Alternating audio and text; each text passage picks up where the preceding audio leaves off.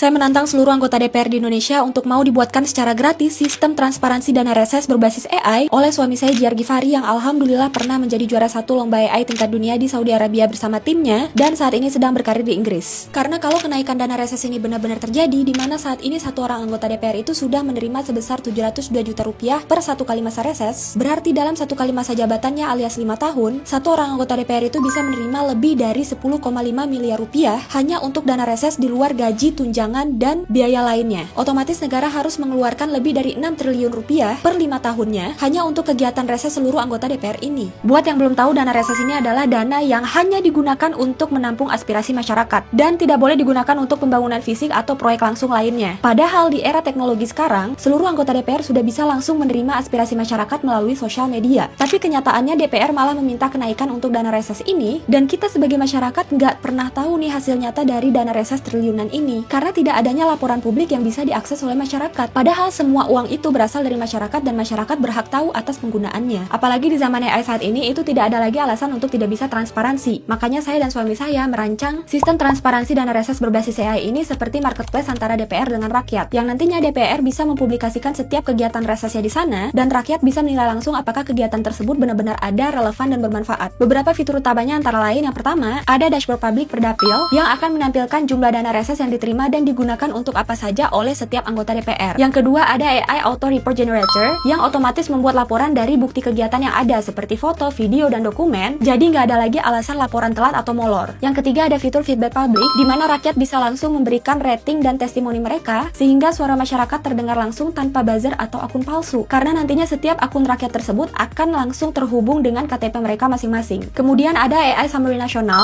yang otomatis akan merangkum secara real time seluruh aktivitas reses DPR di Indonesia dalam satu tampilan ringkas. Dan fitur yang paling penting adalah Anomaly Detection berbasis AI yang bisa mendeteksi berbagai pola penyimpangan seperti acara reses yang pesertanya justru keluarga dan kerabat sendiri, pembicara atau IO kegiatan yang ternyata orang dalam bahkan anggota DPR itu sendiri, biaya seminar atau acara yang tidak masuk akal dibanding standar nasional, atau kegiatan yang dicatat di laporan tapi tidak benar-benar terjadi di lapangan. Setiap potensi kecurangan tersebut akan diberikan skor probabilitas dan dijelaskan kenapa sistem menilai demikian. Jadi semuanya terbuka untuk publik tanpa ada yang ditutupi. Masa iya sih dana reses masih mau dikorupsi? Dari banyaknya dana yang diterima oleh Bapak Ibu DPR seperti gaji, tunjangan, dan biaya lainnya, saya tunggu kerjasamanya melalui email yang saya cantumin di bio saya ya. Semuanya gratis, tenang aja, dan rakyat akan menjadi saksinya di sini.